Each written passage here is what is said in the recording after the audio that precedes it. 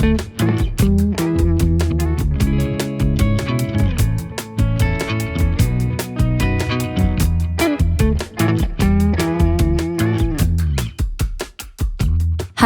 and welcome to Renske Lok.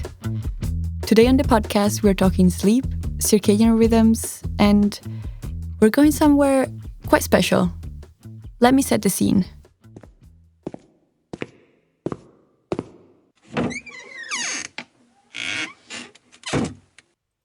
It's late afternoon, around 5 p.m., and I'm entering my circadian forbidden zone. I've been awake since this morning at around 7 a.m., and two separate things are happening in my body to decide whether I'll stay awake or I will fall asleep. Meet my sleep pressure. I'm just so heavy. It's been such a long day already. I've been accumulating since this morning when you woke up. And now it's really time for you to close your eyes and go to bed. So, if I have so much sleep pressure, I should go to bed, right?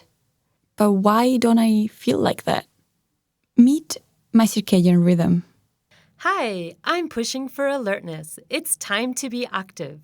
You're not going to sleep yet. The day is still long, and you can use your energies for all sorts of fun activities. But wait a second.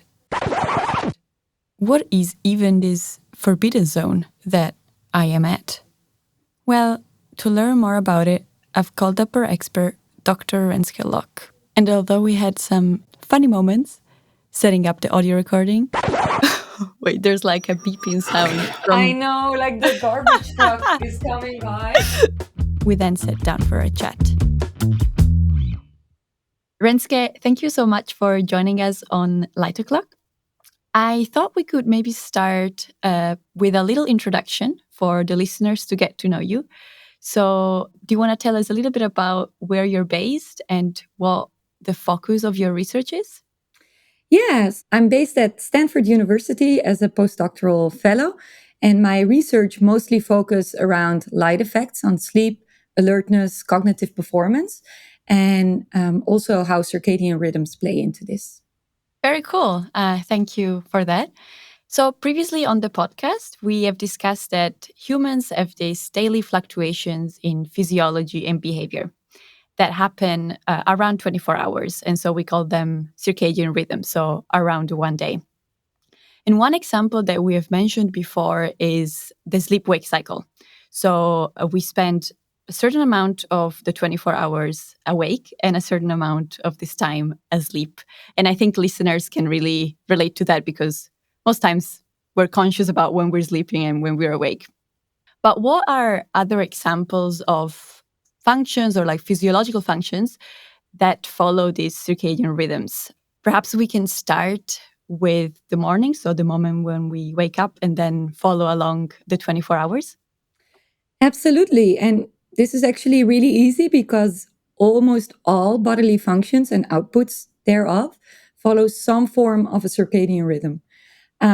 So one of the parameters that we usually use as an output of the circadian clock is melatonin. It's the most used marker of the circadian clock. And melatonin rhythms are generally low in the morning. So when you wake up, there's hardly any melatonin left in your body, in your blood. And in combination, like similar to melatonin, core body temperature is another marker of the circadian clock. And also core body temperature is relatively low in the morning, and it starts to increase a little bit. Okay. Another marker of circadian rhythms is cortisol. So this is a stress hormone, really. And cortisol peaks in the morning right before you wake up, and then it's kind of low throughout the day. And the last marker is alertness, so human alertness, which is usually it's a bit low when you wake up because you just woken up and you're just sleepy. And after that, alertness levels are generally high in the morning. And then as you progress through the day, alertness tend to decrease a little bit because you've been up for a long time. You're doing things that are cognitively challenging, and this takes away from your alertness. It coincides with low cortisol levels. Cortisol is very low during the day, unless you're in a very stressful environment. But from a circadian perspective, cortisol is low during the day. Core body temperature increases during the day, and melatonin levels are very, very low, till not present. And so this is kind of like afternoonish that we are at now? Yes, afternoon. Yeah. And if we then continue on into the evening, so the early evening, this is usually when melatonin levels start to increase. So we get a production of melatonin, which coincides with a decrease in alertness. So you start to feel sleepy, and a decrease in core body temperature. So you're starting to feel cold. And at this time, there are not so many changes in terms of cortisol. It's more or less constant. And then we progress into like the night. Yes. And generally, then you're asleep, but these circadian rhythms continue, right? They're independent of the sleep wake cycle. So in the middle of the night, melatonin levels are high, very high. Core body temperature is decreasing, and it reaches its lowest level right before you wake up. And alertness levels, if you were awake, would be very, very low. So you would be very sleepy. And cortisol is still relatively low. It only peaks in the morning. Okay, super. Thank you for bringing us on this like 24-hour journey of in the circadian rhythms. That's really cool. And yeah, that was a great overview. I hope that the listeners now have a better understanding of how circadian rhythms work throughout the day. And you already gave sort of a segue to my next question, which would be about the relationship between sleep and the circadian rhythms, because you said even if you are asleep, the circadian rhythms continue. So I guess a lot of these functions that you mentioned, though, so like melatonin or like cortisol, they seem to be somehow also like related to sleep, but you say that they're independent. So I guess how do these things like work together, sleep and circadian rhythms? Right. And maybe it's important to note that this is a core feature of circadian rhythms. Like something is not a circadian rhythm if it doesn't cycle independent of the sleep wake cycle. So, for example, core body temperature, melatonin, it doesn't matter when or how you sleep. It will always cycle with this period of approximately 24 hours. So, it's a core feature of circadian rhythms. And then I think the sleep wake cycle is always a bit intricate because, in addition to the circadian component, so the circadian drive for sleep, there's an additional second component, which is the sleep homeostat. And what the sleep homeostat really is this process that starts to accumulate from the moment that we wake up. And in scientific terms, we would call this process S or process sleep. And it cycles more or less, or it works together with process C to regulate your sleep wake cycle. And process C is like the circadian rhythm, right? Correct. Yes. Okay. So this is called the two process model of sleep. And basically what it entails is that the combination of your circadian clock and how long you've been awake is going to dictate your likelihood that you're able to fall asleep. And this means that, for example, when you wake up in the morning, your circadian clock is promoting wakefulness, right? Because you've just been asleep. Yeah. Your homeostatic sleep pressure is low because you've just been asleep and all your homeostatic sleep pressure is gone. And it means that at this time of day, both your circadian clock is promoting wakefulness and homeostatic sleep pressure is really low. So this is why you feel alert and energized and ready for the day. Right. So as the day progresses, homeostatic sleep pressure builds up, meaning that the longer you are awake, the more sleepy you get due to process S. But the circadian clock has a different plan, more or less. So depending on the time of day, so usually in the early evening, when homeostatic sleep pressure is really high because you've been awake all day, this is this time of day where the circadian clock will be promoting alertness. And what this does is it prevents you from going to bed too early. So because of this synergy between process C and process S, they will work together to make sure that you go to bed at the right time and that you can actually fall asleep. And this part is actually called the wake maintenance zone in scientific terms, but in layman terms, we usually call it the forbidden zone. So it is this time of day where it's really hard to fall asleep because the circadian clock is still promoting wakefulness even though you're very, very sleepy. Okay, that's really cool. So they are kind of independent of each other, but they have to work together. Absolutely. Yeah. Okay. And the best example of how you can understand how these processes work together but can be independent is travel and jet lag, right? So, for listeners that have traveled over multiple time zones, when you leave your country and you arrive in the other country at a different time zone, it can be extremely hard to fall asleep at the time that you want to fall asleep according to the external clock time. So, according to the time in the country where you are at right now. So, if you, for example, travel east, the time of day will be later than the country that you left. And this means that you have to go to bed much earlier than your circadian clock tells you to, meaning that you're actually hitting quite often this forbidden zone or this wake maintenance zone in which you cannot fall asleep, even though you want to and need to, according to the clock time. I see. Okay, get it. So basically, there are situations like jet lag when one of the processes like wants us to go to sleep, right? Because when you travel, oftentimes you are awake for a long time, so your sleep pressure builds up. Yes, But your circadian clock is not adjusted to the local time yet, and so it's not signaling you to fall asleep yet. correct. Yes. Okay, get it. And just like to understand a little bit better how the sleep pressure works. So you said it's like when you wake up, there's like no sleep pressure, and then it just sort of accumulates throughout the day, right? Slowly we get more and more sleep pressure until the moment when we go to sleep. That's correct. Yes. Sleep pressure is very interesting because I think if you take away process C, so if there was no circadian drive for anything and you would just listen to your process S, so you wake up and you feel very rested, at least if you wake up without an alarm clock and you had good restful sleep, of course, because otherwise, if you didn't have good sleep, it's possible that you have some sleep pressure already, right? But if you wake up after a good night of rest and you feel restful, it means homeostatic sleep pressure is really, really low and it's going to steadily increase throughout the day. If there was no circadian clock, we would just go to bed whenever homeostatic sleep pressure was high and telling us to fall asleep. Right. So I think a lot of people can relate to the feeling of being sleep deprived for one reason or the other, right? So either you just can't sleep or you have had to pull an all-nighter for partying purposes or studying purposes.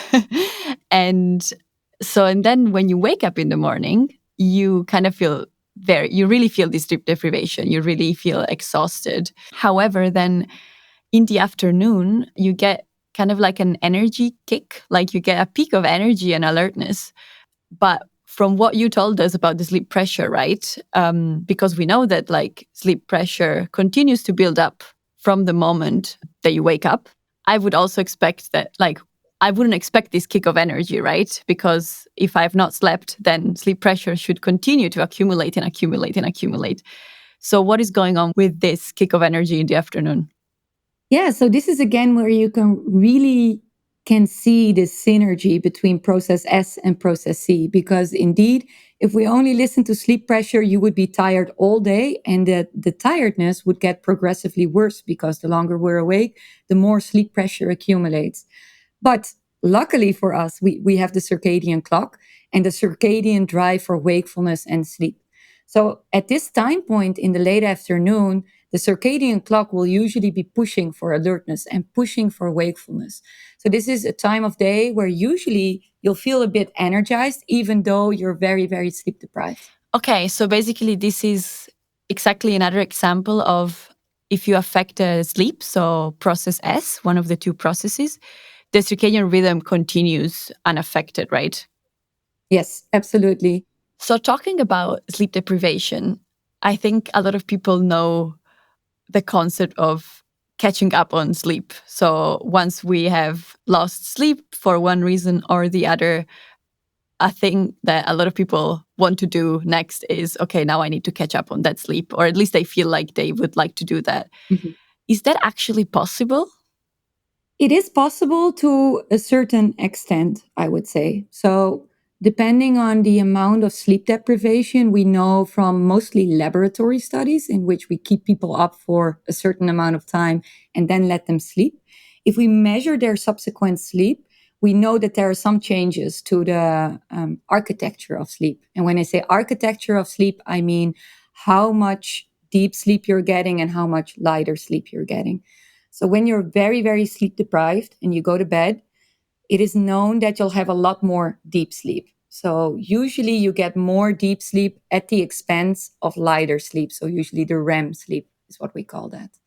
So you can catch up on sleep a little bit, but usually these effects only last for one night. So even if you sleep deprive yourself for a very long time, usually we can only measure the consequences of sleep deprivation for only one night. Okay. And would in that case, so I guess let's have the scenario where someone has not slept for like a night and then the next night they want to sleep in. So they want to sleep in longer in the morning. Would in that case the circadian rhythm not be like, hey, it's time to be awake. Now you have to wake up. Yes, it is. And again, this is really where you can see the synergy between process C and process S, because it is true, your circadian clock will be pushing for wake because according to, sunlight and external clock time, it's time to wake up and your circadian clock just cycles along. But sometimes, sleep pressure is so high that it overrides these effects. So sometimes your sleep pressure is still so high that it doesn't matter what your circadian clock is pushing for. It needs to dissipate more before you can actually wake up. And this is also what I mean by regulating together, right? So when the circadian clock promotes wakefulness and homeostatic sleep pressure is low, this is when you will wake up. If one or the other is missing, you can still wake up, but it's a lot more difficult and it won't be as natural. Okay, I see. So let's say that maybe to have like optimal waking scenarios that you feel rested upon awakening, the two processes really have to work together. Yes, absolutely. Yes. And so when we're talking about sleep deprivation, I guess, how do we know that we are actually sleep deprived? Because a lot of the times, this is like a sentence that a lot of people say, right? Oh, today I'm very sleep deprived. How do we know if we're actually sleep deprived? Yeah, that's a really good question. And it's interesting because research is showing more and more that we're actually really bad at estimating how sleep deprived we are and how much this affects us in daily life. Um, so I think a lot of people, one of the reasons why we're so bad at estimating how sleep deprived we are is because all of us use caffeine, or most of us, I should say. And of course, caffeine is a psychoactive stimulant. It makes us feel alert and it takes away this feeling of sleepiness, right? And to a certain degree, it also restores some of the consequences of sleep deprivation. So, for example, the decrements in cognitive performance. So, the fact that you don't perform as well when you're really sleep deprived, caffeine can help a little bit with that, but not everything. It can restore it a little bit, but not completely. But caffeine really manipulates how sleepy we feel and how sleep deprived we feel. And especially if we take too much caffeine, it can also interfere with when we go to bed. Because in the end, our brain, due to the caffeine, cannot really sense how sleepy we actually are. And then going back to the two processes, our circadian clock is already driving for sleep because it is time to go to bed. But due to this high amount of caffeine that is still circulating in your blood and in your brain, you're not sleepy.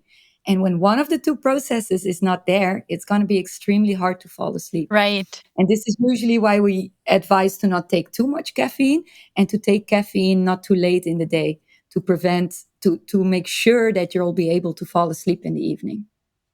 Right. So I guess in this sense, we might be sleep deprived, but because we consume caffeine, for example, in the evening, we might actually feel completely fine and not like we are sleep deprived, right? Absolutely. And this is also what a lot of people will say, right? Like, oh, I cannot function before my morning cup of coffee, for example. Yeah. It's a very common expression. But I mean, if you think about it, in the morning, your circadian clock is really pushing for alertness and your sleep pressure levels are low because you've just woken up. So either you're still sleep deprived because you did not get enough sleep, or something else is going on. But in theory, you would not need any caffeine at this time of day. Yeah, that's super interesting. Now, in research, so for scientists studying these processes, so studying circadian rhythms and studying sleep, if we are looking at something like, let's say, performance, so we want to know if performance changes across 24 hours, how can we know whether the changes that we observe in someone's performance are driven by circadian rhythms or are driven by sleep pressure accumulating? Yeah, this is a really good question and a very, very complicated one. Scientists have been working for centuries, I think, to find a good way of disentangling these two processes, because you can imagine if you do an experiment and you always measure at certain times of day, you're always going to have the same combination of process C and process S. So if I measure something in the morning, process C is always going to be promoting alertness, and homeostatic sleep pressure is always going to be low. And if I measure at night, process C is always going to promote sleep, and my homeostatic sleep pressure is always going to be high. So to disentangle process C and process S, we have to manipulate the two. And one way of doing it, one elegant way of doing it, is through a forced desynchrony design. Forced asynchrony designs are very complicated to understand, but I'm going to try my best to explain them. Yeah, go for it. So, forced asynchrony designs are built on the principle that the circadian clock can only get used to a certain time period. So, the circadian clock cycles with a speed of approximately 24 hours. So, if the sleep wake cycle deviates significantly from 24 hours, the circadian clock cannot get used to it. And this means that, for example, if you have a short forced asynchrony design, which means you're awake for 13 hours and you're asleep for 5, which is an 18-hour day, 18 hours is so far from 24 hours that the circadian clock cannot get used to this really, really odd sleep wake schedule, this really odd day that is not 24 hours. Right. And because it cannot get used to it, it cannot get entrained to it, it will free run. So cycle according to its own internal pace. So it means that it will cycle with a cycle length of approximately 24 hours. Right. But because you're on this alternative sleep wake cycle where you're awake for 13 hours and then you sleep for 5 hours, you get different combinations of where the circadian clock is versus where homeostatic sleep pressure is. Okay, and so that basically then allows researchers to pinpoint whether, in our original example, we said we wanted to see if performance was due to circadian rhythms or changes in performance were due to circadian rhythms or sleep pressure. And so that allows researchers to say at specific points in time to say, oh, this change is due to the circadian rhythm being at this stage, and this change that I observe here is due to sleep pressure, on the other hand. Yes, absolutely. So, under certain mathematical assumptions, you can calculate what is the contribution of process S, sleep pressure, at this point, and what is the contribution of the circadian clock at this point. And by doing so, you can quantify how much of my cognitive performance is dictated by my circadian clock and how much is dictated by how sleepy I am, how high my homeostatic sleep pressure is. Okay, very cool. So it's really weird because for our participants, sometimes we'll ask them to go to bed at 2 p.m. in the afternoon or at 6 a.m., for example, depending on what the schedule tells us, right? Like it is individualized. But as an example, sometimes our participants have to go to sleep at times that are really strange for them to go to sleep. But of course, they do not know, because in our human isolation facilities, the environment is free of any time cues. Right. So they will not know that actually it's 2 p.m. in the afternoon or it's 6 a.m. when they are asked to go to sleep, to take away the subjective component as well. Because when I see the clock and it's 6 a.m., I'm going to feel super, super tired maybe. I see. So they're basically completely isolated. Also, I guess no windows, no light coming in. Absolutely. So they live completely independent of external time cues. We even control facial expressions of the researchers. We cannot look tired when we go in because, we know that we're in the lab at 3 a.m., but the participant doesn't know. So we have to make sure that all the time we look approximately the same as well. So you really have to try and control for all these intricate factors that might give away what time of day it really is. Wow, that's very intense, I guess, both for the experimenter and the participant, right? Absolutely. It's a very intensive way of doing research, both for the researchers and the participant. So I think you always have to have a really good reason to ask this question, because you ask a lot in terms of resources, money, and participant burden. Yeah, but I guess it's a very elegant way to be able to really disentangle this sleep pressure, process S, and circadian rhythms, process C, right? Yes, and we need it to better understand how these processes work together, how things that we use in everyday life, like our mental performance, how this is influenced by these factors, and also to make recommendations, for example, for people engaged in shift work. How can you best adjust your circadian clock, your sleep-wake timing, so that your mental performance is still at its peak, even though your circadian clock might be promoting sleep already? Yeah, I see. Very fascinating and very important work. Fantastic. So I guess thank you so much for explaining to us this complex, but as I said, very fascinating topic of circadian rhythms and sleep, and the fact that they're not the same. They're different, but they work together, and we need them to work together. Yeah, it was a pleasure to speak to you. Thank you so much.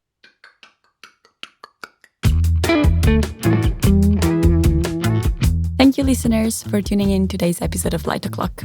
If you're curious to know more about how circadian rhythms and sleep work together, and also look at this visually, you can head to our show notes, where you'll find some graphics and visuals that help explain how sleep pressure and circadian rhythms relate to each other, and also where this circadian forbidden zone that Renske mentioned is. If you have any feedback or also ideas for future episodes, things that have kind of sparked your interest from this episode that you would like to dig a little bit deeper in, please do reach out. We would be happy to hear from you. The next episode is coming out in 2 weeks' time, as always, on a Tuesday, and we will be chatting to Anna Magdalena Villa about chronotype. Do morning larks and evening owls really exist? Tune in to find out. You have been listening to Light O'Clock. This episode was produced by me, Caro Guidolin, with help from Hanna-Sophie Heinrichs. Fact-checking was done by Manuel Spitzchan. Music, mix, and sound design were done by Ingo Bednarek. Show notes and additional resources were created by Maidel Fernandez Alonso. Our social media team includes Hanna-Sophie Heinrichs, Nilufar Tabande, and Zara Alkaf. Lucian Bickerstaff helps with the distribution, and Anna Magdalena Villa is our test listener. Finally, I just want to thank Johannes Zauna and Salma Thalji for playing Process C and Process S for this episode.